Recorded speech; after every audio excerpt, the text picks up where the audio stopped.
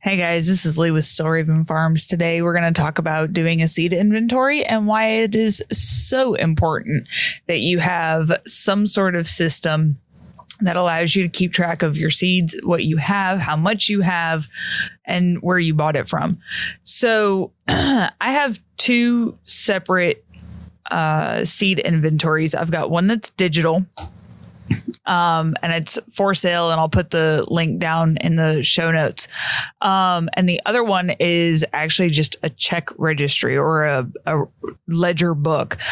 And what I do is every time I purchase seeds, I will go through and put all of that information into my ledger book. I am kind of that weird person that likes to have both a hard copy that is handwritten, but also have a digital version of it. Now that can be things like budgets. It can be things like seed inventories, garden journals, whatever. I like having the paper copy and a digital copy.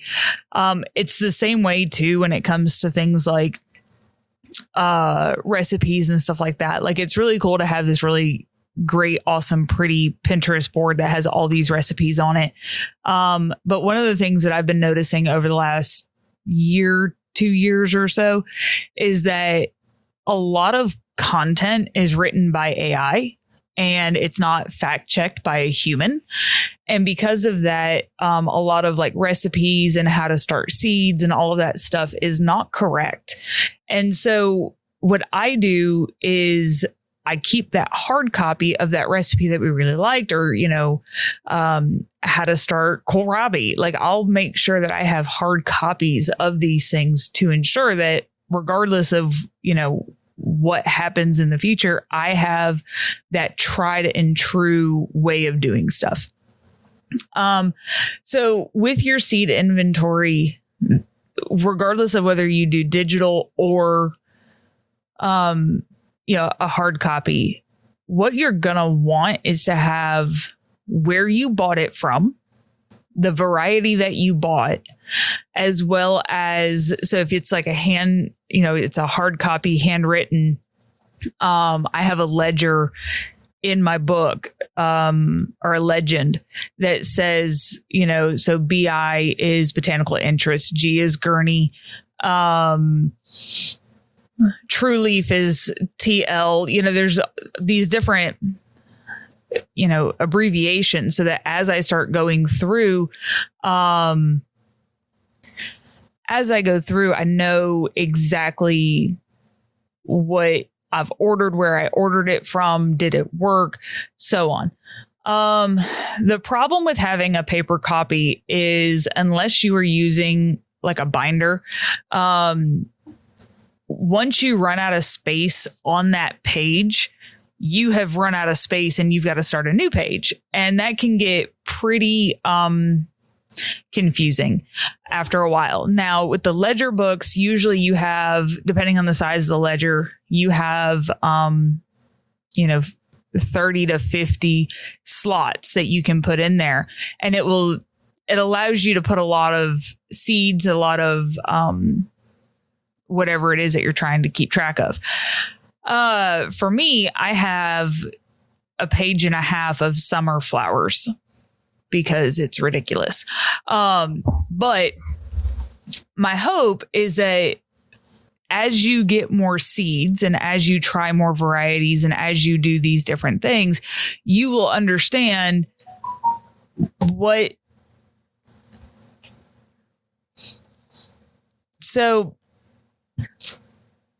my digital seed inventory that I've got, and like I said, it's for sale on the website, but it has the location. So like, I have little photo boxes, and y'all, if you're going to start your seed stash, I very highly recommend these seed storage boxes.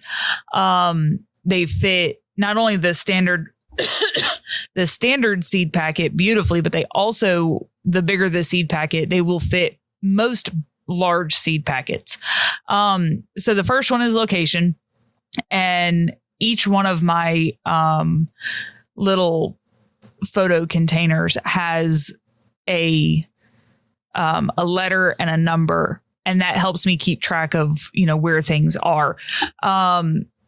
So I also have tulip bulbs that are in the freezer right now because we don't get cold enough in Georgia for us to leave those in the ground. So what I do is I dig them up and I go put them in the freezer for the winter.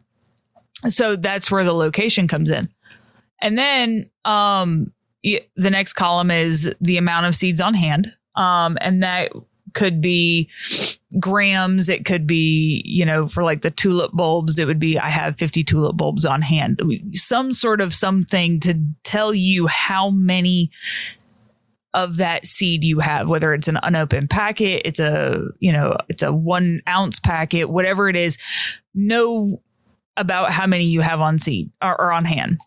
Then you're going to talk about, you're going to link wherever it is that you bought it from, right? So if you bought loofah gourds from Eden Brothers, link that, that particular page to your seed catalog. That way you know exactly where to go to purchase it. And then how much you paid for it, the name of the seed, the type of seed. So is it a tuber? Is it a gourd? Is it a seed? Is it what is it? The next couple of things, you don't have to have this information, but I like to have as much information on a seed that I can possibly have. And that's why having this digital seed inventory is so important, because as you go through, you can really make sure that you have all the information, where you bought it from, how much you paid, when to start it, sun type, does it need full sun? Does it do well in shade?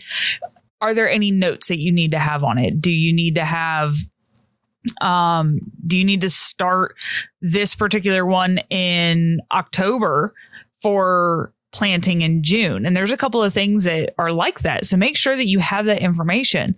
And then one of the other things that I like to do on my digital seed inventory is the amount harvested. So one of the issues that you're going to have, especially with new varieties, is if you've not planted it before and you don't have a clue, you don't know how much you're going to get from that. I'm just about getting tired of yelling at the dog. Just about. So anyways,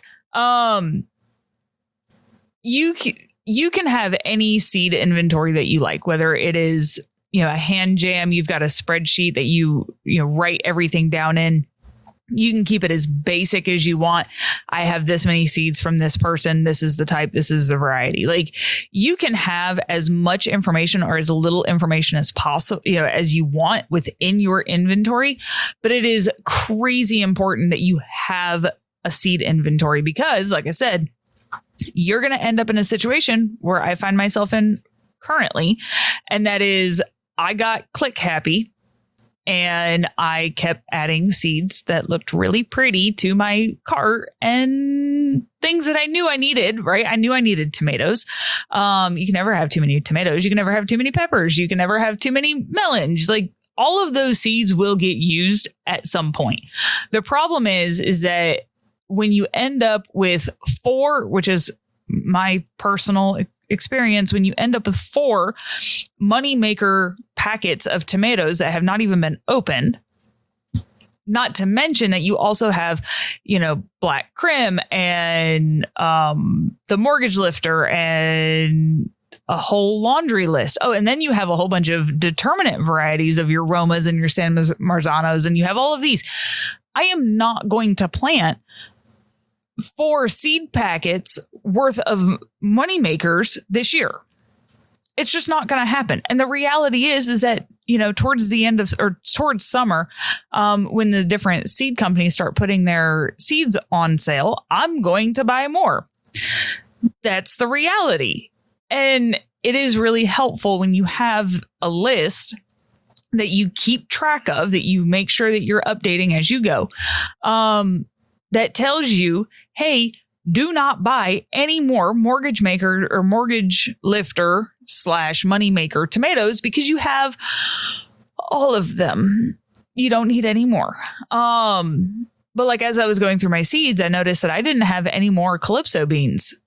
I need more Calypso beans. So like making sure that you have this inventory and this seed catalog or some sort of something to tell you how much to buy and how much you already have on hand is really helpful. So I hope this helps. It's a pretty short podcast today. Because how much can you really talk about a seed inventory? But that's all I have for you today. I hope you guys have a good day, and I'll talk to you later.